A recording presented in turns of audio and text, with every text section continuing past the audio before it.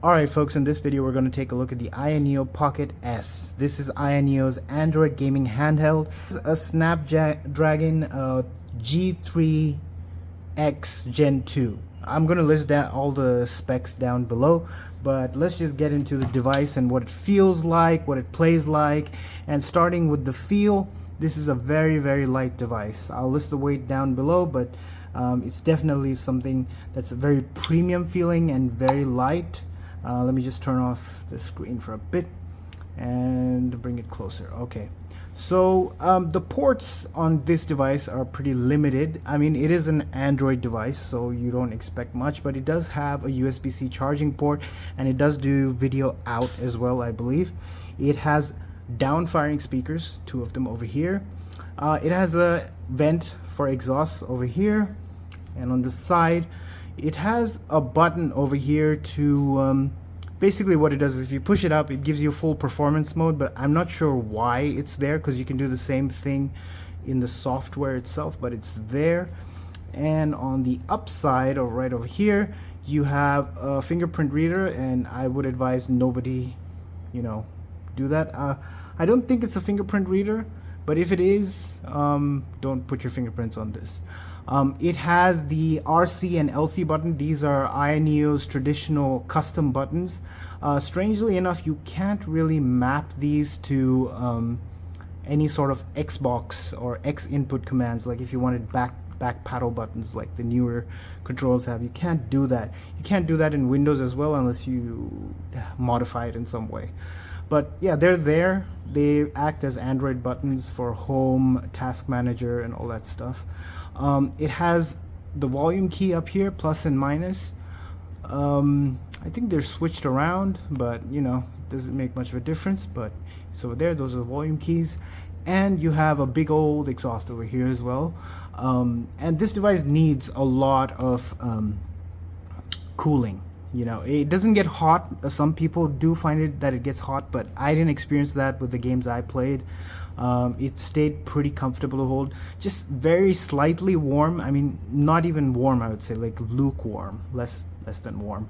So I didn't have a problem with heat. And if we continue on the shoulders here, so you have the analog trigger right here. Very short travel. And I like that personally. I hate analog triggers because I don't play racing games. I just want something that shoots. When I tap it, it shoots.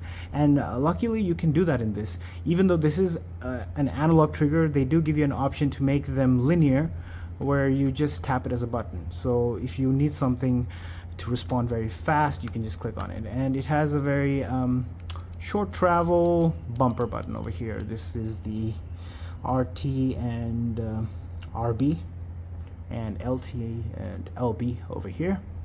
And towards this side you have a micro SD card slot, and that is very cool. So if you have a modern phone, anything that's very powerful, those don't come with micro SD cards, but because this is a dedicated emulation beast, it comes with an micro SD card slot, which is great. I can transfer my stuff from my other tablet to this. And looking at the back, it's a very smooth kind of plastic, kind of smooth. It does get fingerprints on it, but I don't really mind the feel. I do have the case for this device, and I'm going to show that case as well. But I would recommend you don't use this device with a case, because it makes it a bit bulky and there's no real use for it. I personally didn't find the case very useful, so I don't use a case. And also you might damage your device because the case is very stiff when you're putting it in and out of the device. If you watch my unboxing video, I show off the case in that. So looking at the front over here, we have the very traditional console layout with your joysticks and your D-pad and your face buttons. Start and select. This is the IS space button, which brings out all the controls and tools and stuff you need. This is a sort of back button. It's kind of useless because this does pretty much the same thing, so I'm not sure. They have a very weird way of placing their keys. I'm not sure why they do that. Traditionally you'd want start and select over here, but it's down here. The one thing I notice is that because I use when I'm using Moonlight for streaming, I use gamepad mappers and everything like that.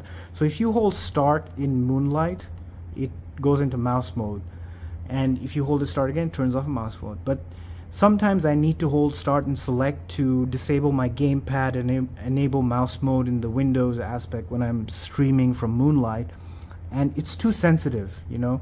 Both of these get pressed very easily. I would like to only press one button, but it's kind of sensitive, so you can get around it by being careful, but you know, again, it's too sensitive. The D-pad is a total shit show. This is probably the worst D-pad I've ever used. Now, some people got devices that have their D-pads fixed, and they did announce on their Indiegogo that they're fixing the D-pads and sending them out. So this is the final unit. I'm not sure how they missed it, but this just goes it just sinks right in. And for those of you who don't know, if your D-pad sinks in like this when you press it, it's pretty much a really bad thing if you're playing games with something that needs precision, because once your D-pad goes fully down, there's nothing. You can't move left, right, nothing. You're just stuck. That's it, down there. So usually D-pads, they don't center in, they don't go down, so you can easily pivot. You know, if you're playing Street Fighter, doing the shuriken and all that stuff, so they can pivot. You can pivot in this, but it's so sensitive. You know, it's very sensitive because it can easily sink down. So the D-pad is not good, but it's usable. You can play basic games and stuff, but if you're planning to play some kind of like a hardcore fighting game, this is not it. Or very precision platformer kind of thing, like something like Celeste, this is not it. Now, if you're lucky, maybe you got one of those fixed ones, you know, which does have a pivot, because there are videos of people with the fixed ones as well. Unluckily, I got this one. So the analog sticks, again, contrary to popular belief, this is not a Nintendo Joy-Con style stick. This is very different. This is nothing like a Joy-Con. I love the Joy-Cons, they're pretty good. These are okay, they're okay, but they're Hall sensing sticks. Now, Hall sticks are usually magnetic, so they use magnets instead of the traditional analog string and rubber membranes and all that stuff to make contact points. Because they use Hall sensing sticks on such a small device, they're overly sensitive. You can press left, right, up, down just a little bit and it goes, just flies away. You know, it can be very, not in every game, but in a lot of games. They do have a setting to control this, but again, that setting is just terrible. iSpace has this terrible setting where it goes from 100 to 150 to 200. There's no middle ground between changing the sensitivity. And even if you do change the sensitivity, all it does is it limits the range.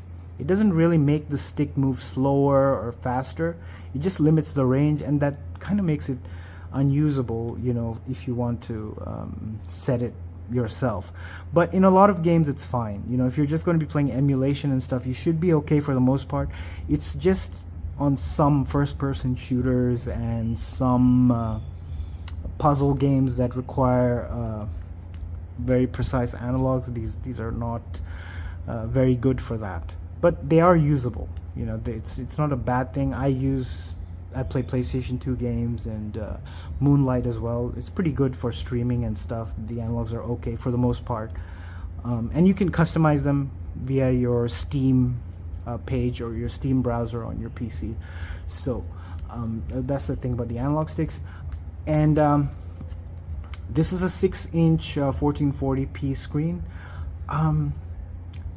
I don't know how I feel about this screen. It's the colors are good sometimes, and then other times they seem dull. Like if you see this, you can't tell on the camera, but this feels very dull, you know.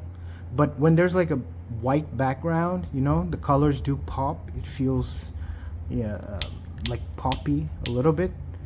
And it's a mixed bag. Sometimes it feels like it's really good, but then it feels like it's really bad. I don't know if there's some kind of an auto adjustment feature going on or something, because I couldn't find anything in the settings, but it's really weird.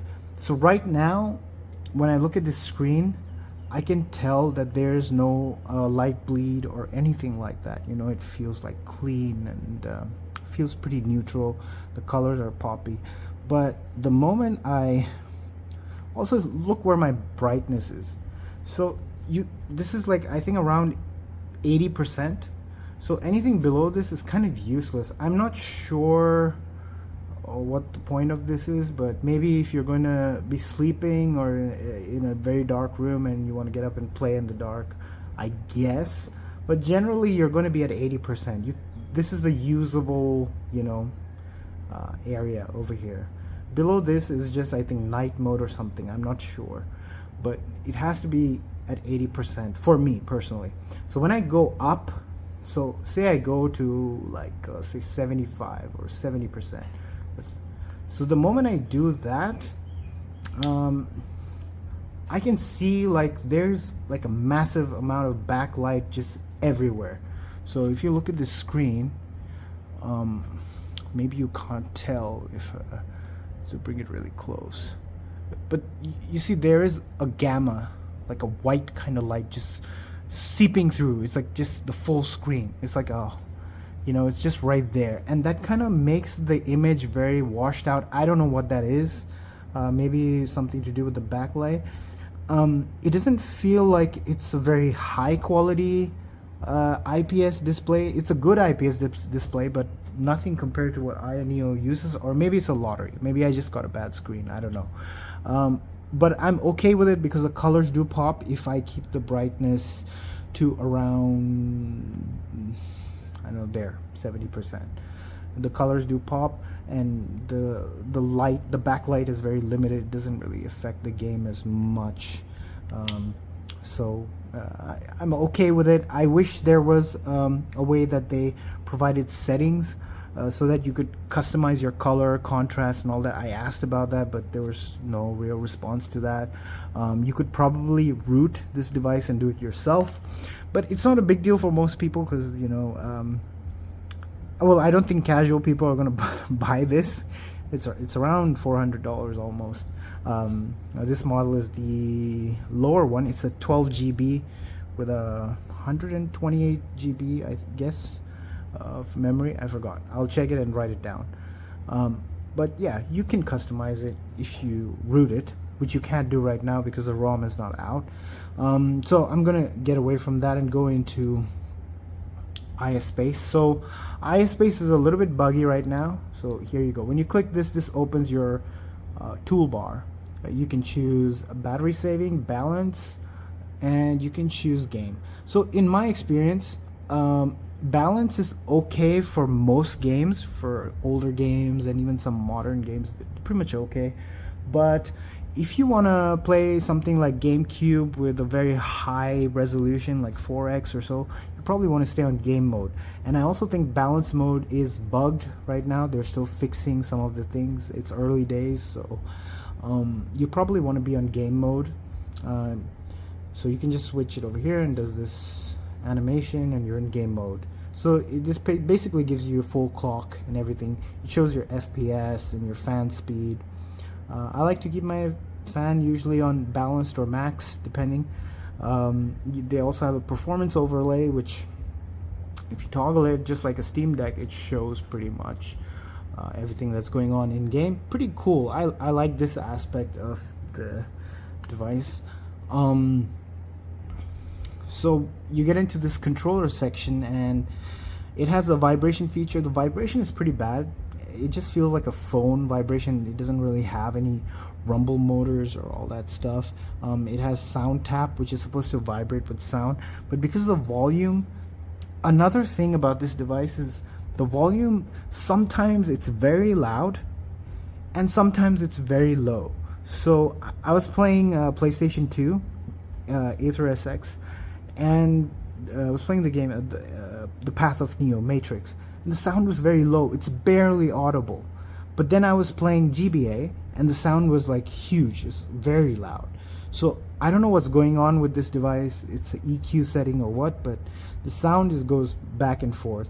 And because the sound is that way, this sound tap, I don't know why it's there. It doesn't really work because you need a lot of volume for sound tap to actually work. So based on the sound, it vibrates the device. But if there's no sound, I mean, there's nothing to, you know, move it. There's a key mapper, and I strongly suggest you don't use that. So you see over here is the key mapper. Oh, the reason is this key mapper is pretty bad. So there are games, and I believe I have one here. So let me just turn off the volume because people are crazy about the copyright crap. So I have this game Dragon Spear here. So you can see my mappings are around here. So this key mapper, you see that mouse? So a lot of games that support a gamepad but don't work properly, they will show controls that are like half-baked because it doesn't block this controller. It just detects it automatically. And this key mapper, when you use this key mapper, it doesn't block this device as showing up. It shows up in the game and it shows up at the key mapper, which makes no sense. I don't know why you would do that. Luckily, you can download a third-party key mapper like Mantis, and what that does, that hides these controllers. So the game doesn't know you have controllers, and the game functions as it is. You get all your keys, and you can just map everything and not have an issue. So this key mapper is pretty bad, so I would recommend you get Mantis, or you know, wait for Aya to fix it if they're going to fix that, but don't use that key mapper. Just download Mantis, and you know, you'd be good to go. I got to that section, and I wanted to talk about the Wi-Fi. So this does support Wi-Fi 6, and during Moonlight, when I was streaming, it's very strange. So when I was in balanced mode and I was streaming, I would get these intermittent lags. Like the stream would just start stuttering a bit, and you know, start lagging, and then just go back to normal. I don't know what's going on. It's some kind of power saving feature, I guess, or it's something to do with this balance mode, which is bugged. But when I was in game mode, it was completely fine. The stream was fine, you know, the Wi-Fi was fine, and also I was right next to my PC, and I wasn't getting like full bars. I was getting 1 bar less. So I'm not sure what's going on with the Wi-Fi. Your environment may be different, so for you it may be perfect, but for me it was kind of what's the word, off-putting. I guess it could be fixed with a software update. There's a bunch of updates for this when you get it out of the box. So it has the widgets feature over here. You can put all your basic widgets, shortcuts. For some reason, screencast keeps turning on, and that's not a good thing. I'm not sure why that happens. Without using it, it just turns on for no reason automatically. So I guess that's another bug. And let's just go into full ISpace proper. I wanted to show you the controls, the sensitivity settings. Okay, so we don't have that here. So okay, if you look here, it says joystick sensitivity range adjustment. If you turn this off, it basically removes all dead zone. Dead zone is when your stick is center, it stays center. So when you move a little bit, you get a reaction, right? But if you turn this off without touching this, oftentimes because it's magnetic, it'll just start, you know, it's like left, right, left, right, left, right. It just goes crazy. So you're better off keeping the dead zone. I'm not sure why they're using Hall sticks. People kind of panic because they think it's going to start drifting, but that's all bullshit. Usually you don't get drift for like at least a couple of years. By the time this device is probably going to be dead. Like actually this device is going to be obsolete in another 5 months because they have a Snapdragon X Elite coming out. So I'm not sure what the reason is to use Hall for this kind of a setup. You know, Hall sticks are kind of useless for this. It's a small device. So anyway, if you turn off that, you won't have a dead zone and things will go haywire because it's magnetic. So you got to keep it on. You got to have a dead zone. So you're pretty much using an analog stick anyway. And then sensitivity, all this, so this has 50, 100, and 150. So I'm going to show you what this actually does. It's pretty bizarre that it's there. Let me try and get into the gamepad tester. Okay. So let me go into, so you see how I can make this circle, but I mean it's kind of poor because it's just skipping around everywhere. You see that? So because the dead zone, this is a massive dead zone right here. Now I'm going to turn this off. So now you have full control, right? You have full control right here. And my stick right now isn't going haywire, luckily, because I'm not near anything. Oh, there you go. Look at that. It's completely off center. Now you can recalibrate it. There's a setting where you can recalibrate the sticks, but you have to do it every fucking time. So, you know, that's not cool. I mean, I didn't sign up for that. So I might as well just keep this shit on, right? So there you go. Now it's on, it's dead center. But then another problem is, okay, so we got our full circle right here, right? This is our full range of motion. Now it's moving too fast because, you know, you have a massive dead zone, so it's moving too fast. Let me just reset it. So I'll show it to you. So it's skipping too fast, yeah? You see, there's gaps because I have to keep the dead zone on. I don't have a choice. Now what I want to do is I want to make it less sensitive, right? Oh wait, let me just do the whole circle thing so you get an idea what's going on right here. So now I'm going to make my left joystick less sensitive. So look at what happens. All it does, it just lowers the range. This is not sensitivity at all. The definition of sensitivity is, you know, how sensitive to movement an item is based on your actions. It doesn't limit the range. This totally just kills it. This is useless. It just makes a small square, and this is it. This is the range. It should be the same range, but with a lower sensitivity.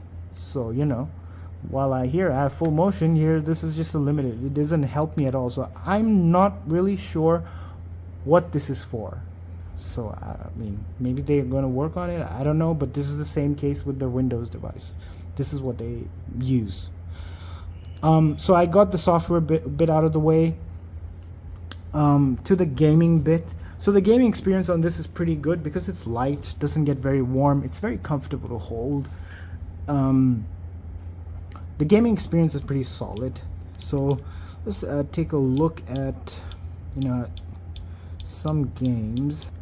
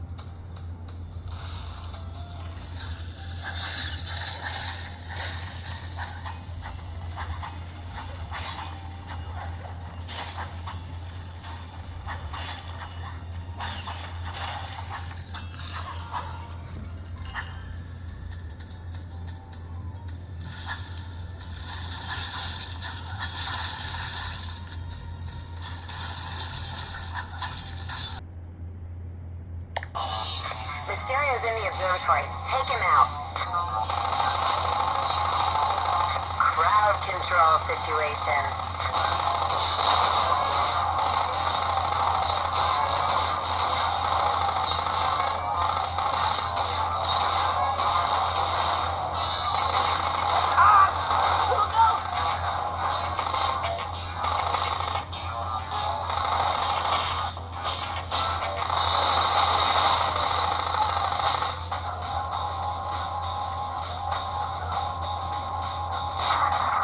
Proceed to the west and head for that gate. That's your way in.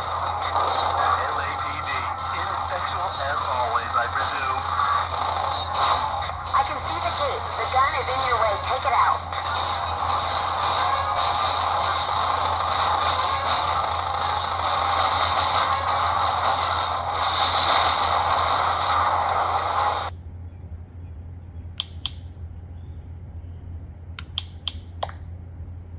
Has begun.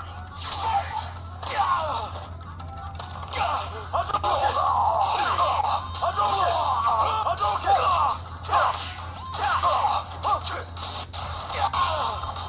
Yoga fire! Yoga fire!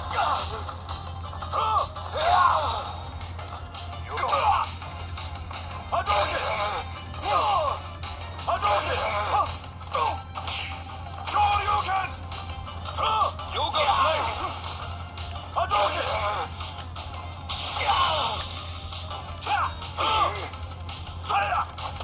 Yoga flame!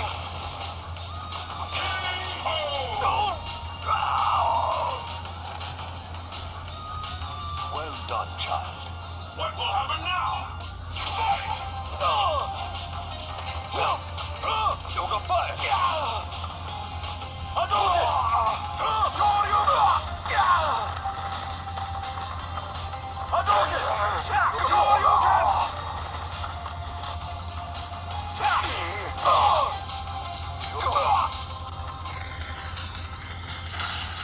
Hadouken! Hadouken! Hadouken! Hadouken! Hadouken!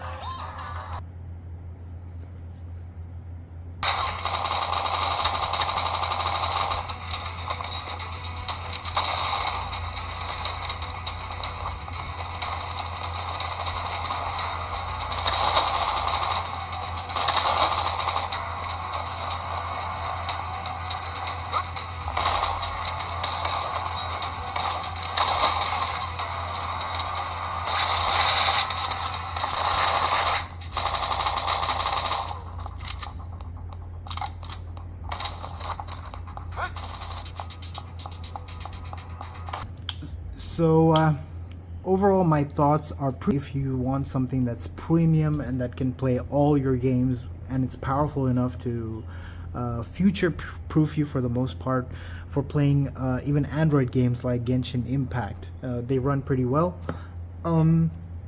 There are some software flaws with this thing which I think could probably be fixed. The D-pad, if you look at my Street Fighter video, I didn't really have good luck with it. I'm not a fighting game fan, but I know how to do the basic moves, and it's pretty unreliable for me personally. But there are videos of people where the D-pads are perfect, so it's the luck of the draw, I guess.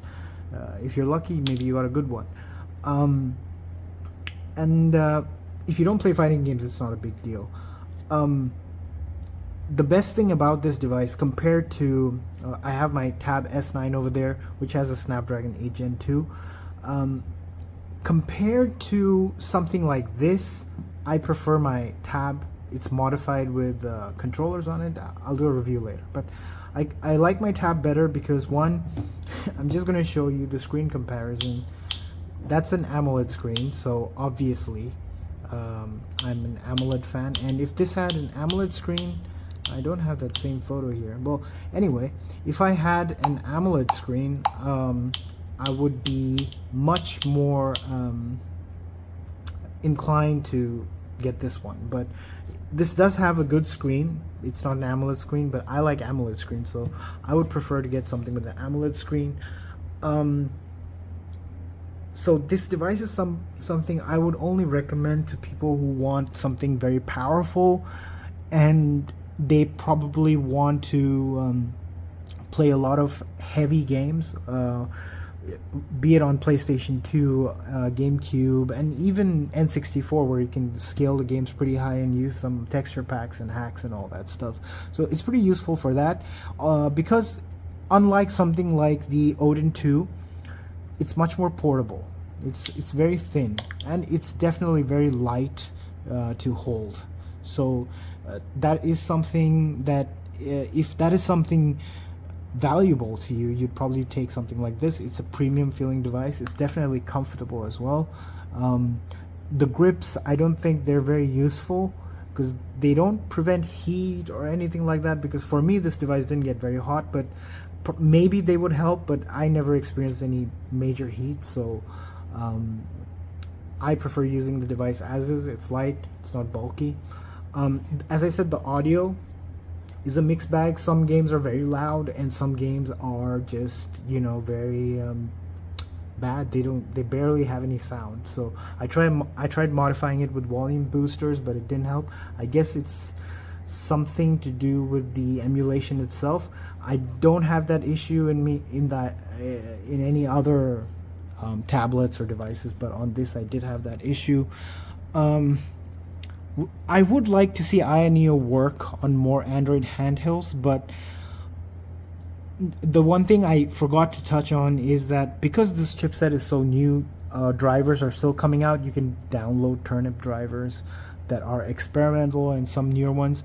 So if you're into Nintendo Switch emulation, you might want to wait till the drivers mature a bit, because this is a very, very new chipset and it's not as common as, say, the Snapdragon Gen 1 or Gen 2. So for Switch emulation, while it's good, it can play a lot of stuff. I only tested one because I don't really support Switch emulation. You would be better off going with a Snapdragon Gen 2 or Gen 1, or even a Gen 3 for that matter, if you want the ultimate Switch emulator, mainly because of drivers. This is very close to being as powerful as a Gen 3, but I believe the CPU is a little bit gimped. The CPU is not as good as the Gen 3. So but you could look at benchmarks online. I really don't want to go through that process. It doesn't really help repeating it over and over again. So that's pretty much it for this video. If you like it, go ahead and like it. If you dislike it,